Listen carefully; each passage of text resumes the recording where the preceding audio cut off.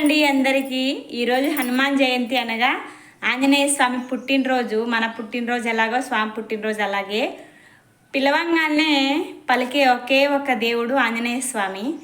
ఆంజనేయ రావయ్య మా పాలిట దైవము నీవయ్యా, నిన్ను నమ్మిన భక్తులకు నిలువా నీడై నిలిచితివా, నీ పాద సేవ చేయంగానే మేము ధన్యులమైతిమా, మేము ధన్యులమైతిమా, నీ పాద పూజ చేసితిమా.